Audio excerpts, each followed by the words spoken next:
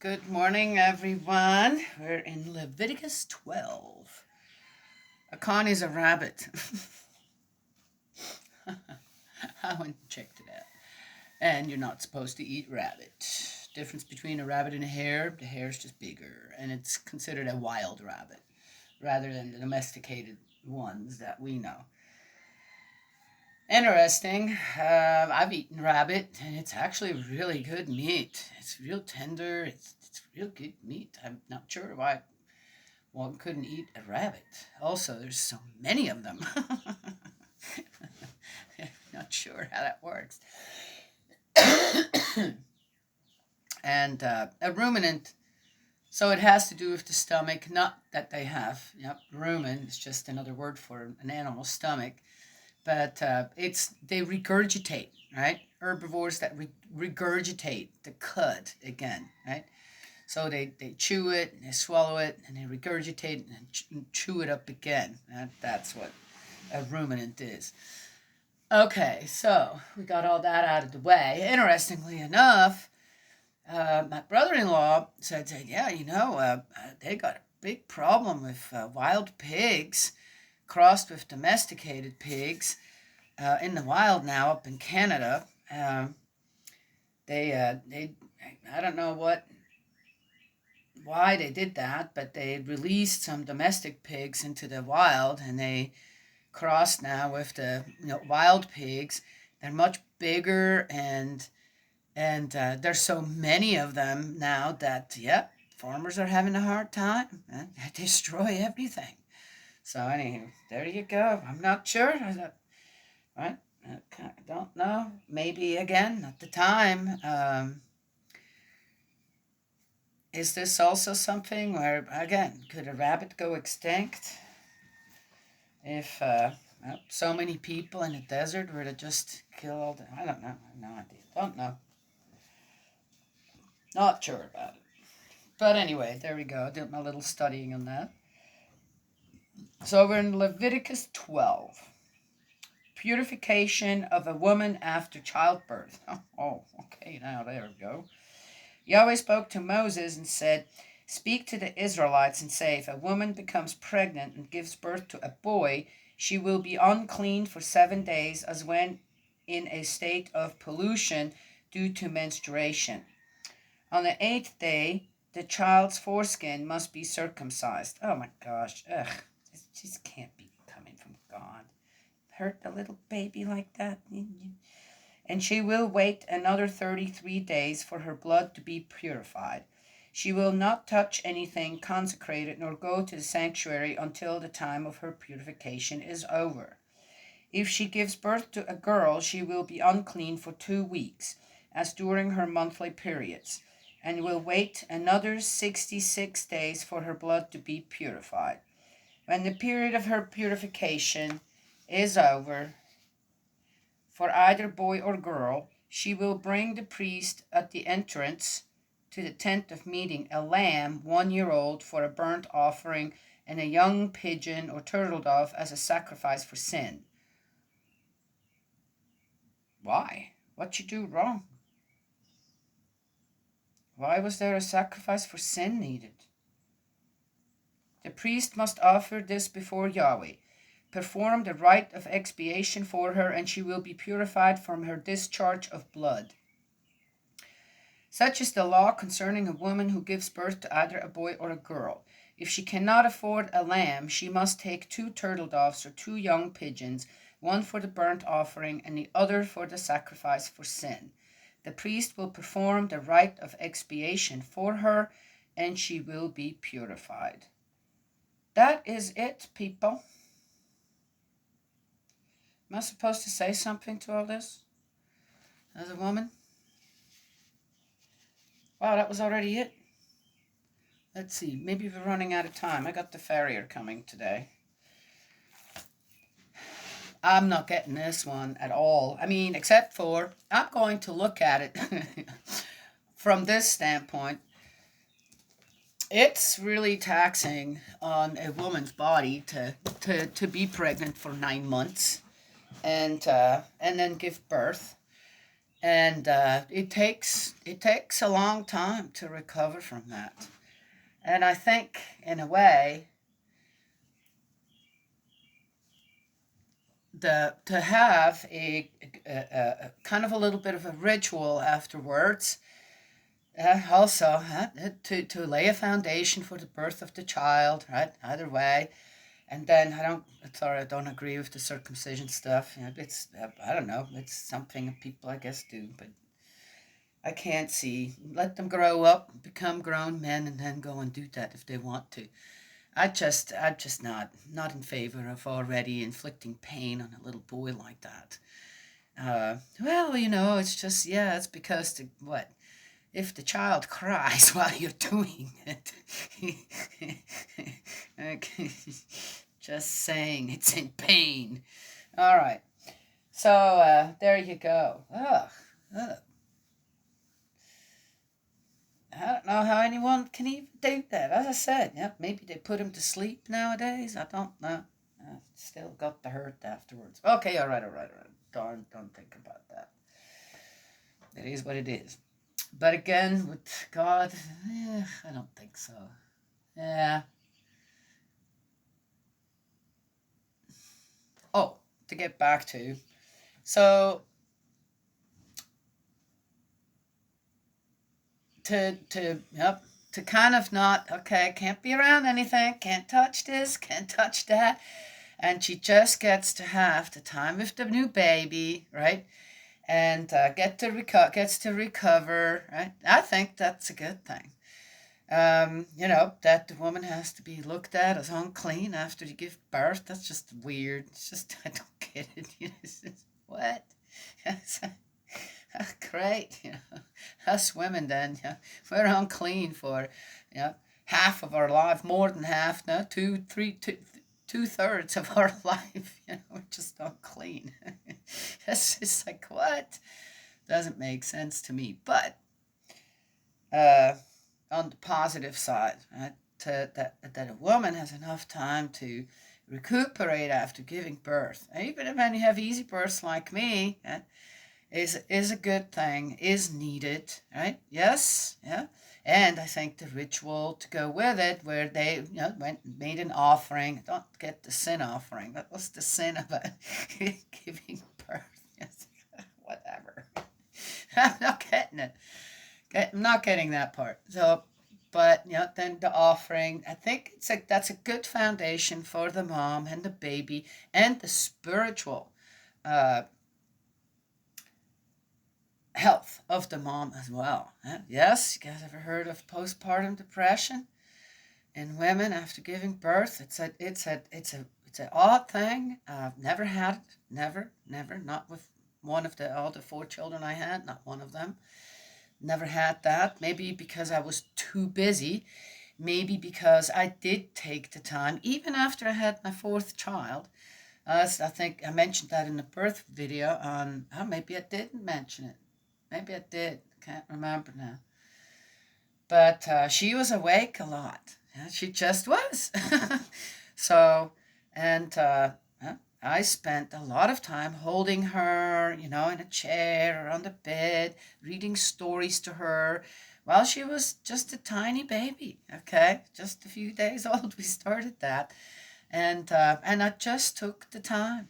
The other children were a little older, so they didn't need, the 100% supervision all the time, right? Yes. And so I was able to give her that time. I did that with the other ones too.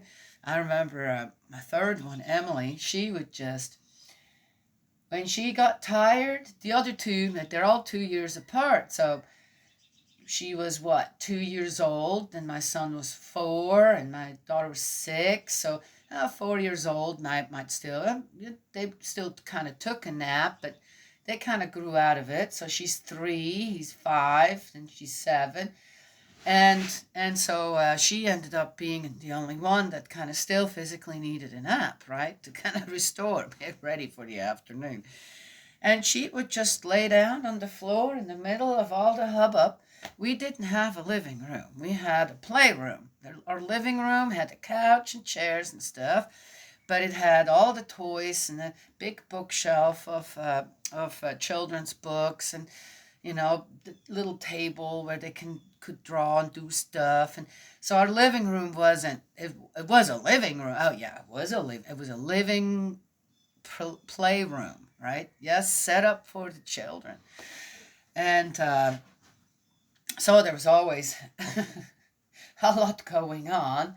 And she would just, in all the hubbub, and then I was babysitting as well for others, she'd just lay down, take a pillow, lay down in her blanket on the floor, and she'd sleep for 2 hours. And people stepping over her, and there was no, she's asleep. She just slept. Yeah. So, instead of putting her up in a room all by herself, right? Yes. Yeah. Anyway, so I remember my oldest one rarely was laid down anywhere. Oh, she's so that was another story because she was so hungry all the time until I figured out I gotta do something here. I'm getting awfully tired. Anyway, and then it worked all out, but she was always held. I can't remember. And for the first few months until she started crawling and then walking, she walked at 11 months. So that's 11, 12 months. Can't remember, 11 months. She was held. She was always held. Somebody was always there. She was never put down except for at night. And at night she slept with us as well. Well, anyway, there you go. My son, it's kind of the same thing. Yeah. Oh, I remember having him on my back a lot. He loved being in that carrier that you can put on your back. Yeah. And he was so tall, so for his age that you put them in there, he was able to look over my shoulder and see everything I was doing. Else I could feel him, kind of push up even more. So he was a very content baby that way. So it was like, I don't know, seemed like a constant kind of,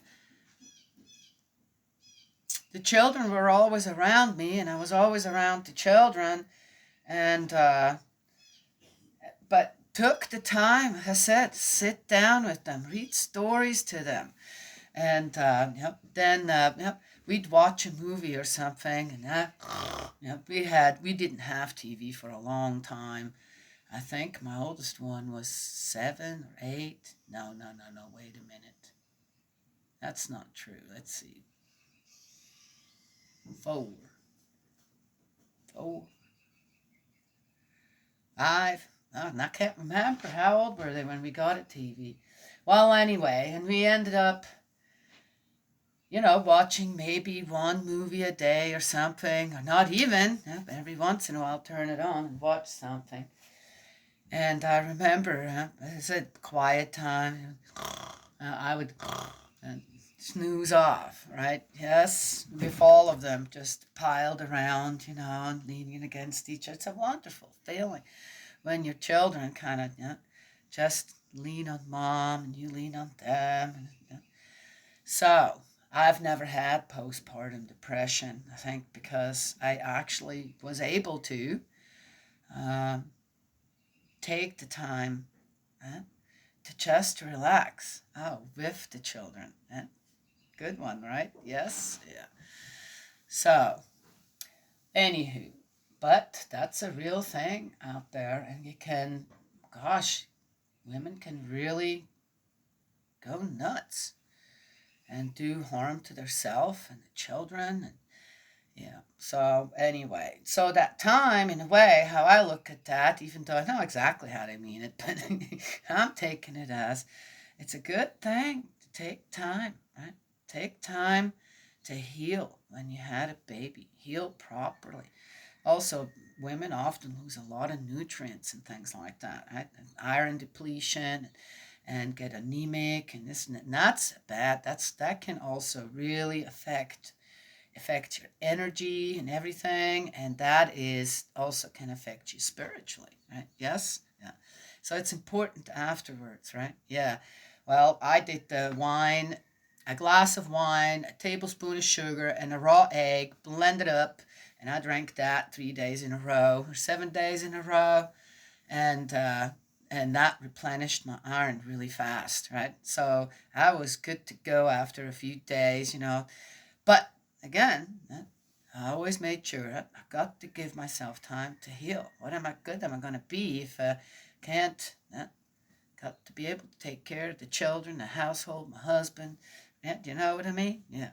So one as a woman has to take care of themselves, and I think um, so. In a way, that's a good thing, in the way that it is described, or at the time that you take. Right? Yes, to heal from that.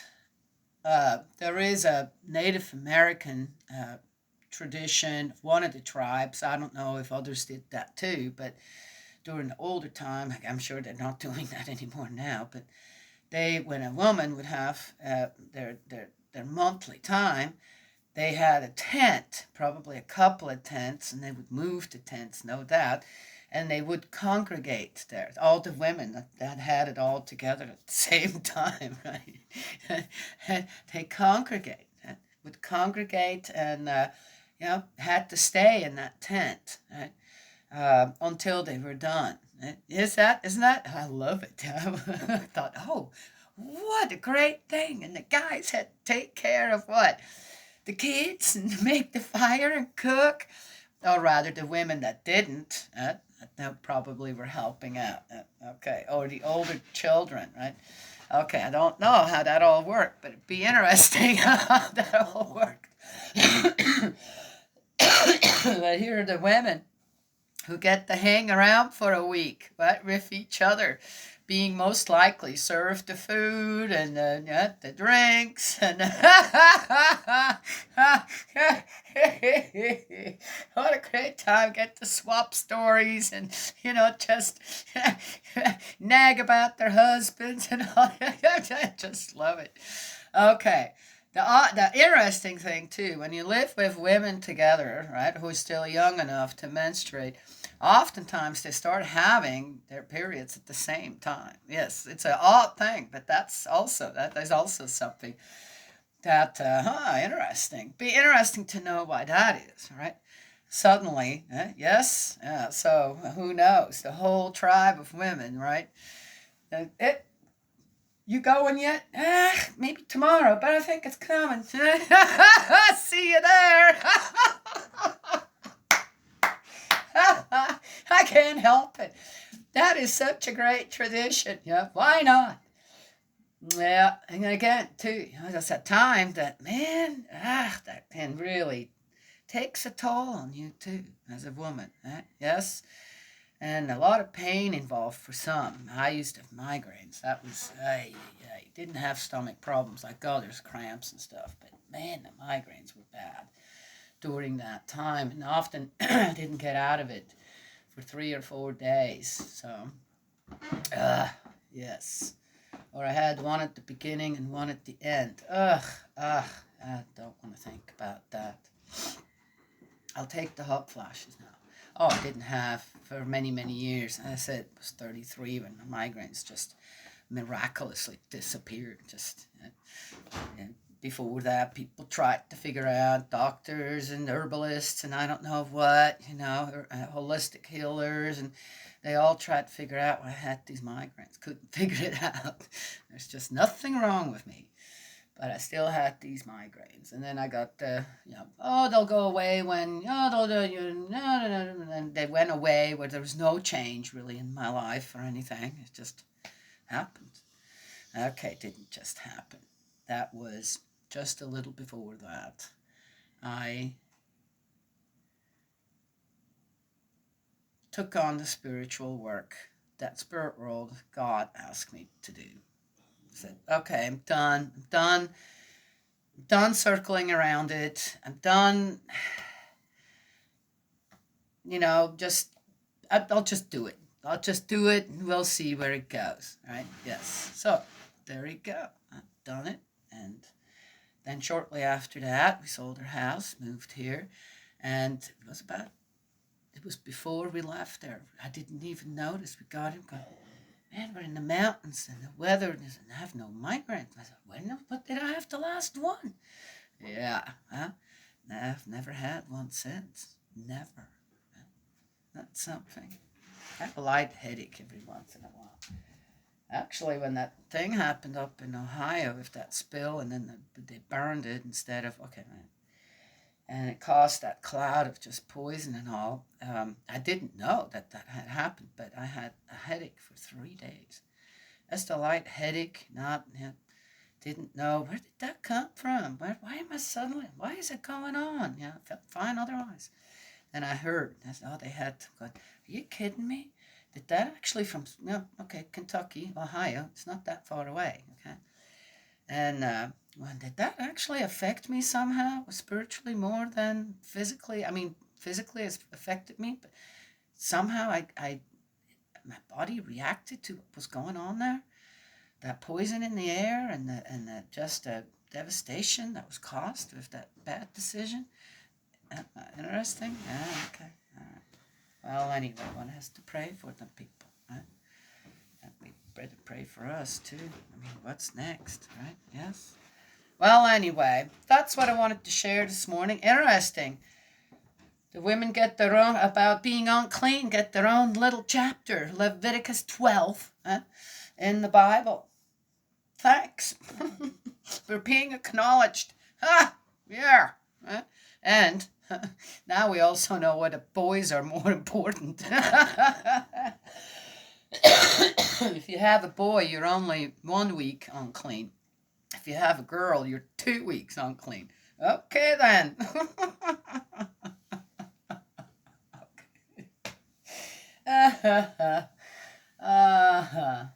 Anyway, you have to laugh over things like that. I said, when you look around the world, what the guys all came up with, out there, the men, you just shake your head. As a woman, I shake my head. God, man, okay, I guess it is the way it is, right? Yeah. Some things need to be restored. Some things we need to get rid of. Okay, that's that, and the men have to do it. As a woman, I can just suggest it to you, right? Say, this is not a good thing. If men didn't want it, it wouldn't exist. So, all them horrific things going on out there with children and women, some with men too, yes. Just don't be a part of it anymore. Don't do it anymore. And tell people not to do it as well, just like I'm doing, right? Yes? Okay. Well, anyway, there it is. Yeah, I guess there's no unclean time for the guys.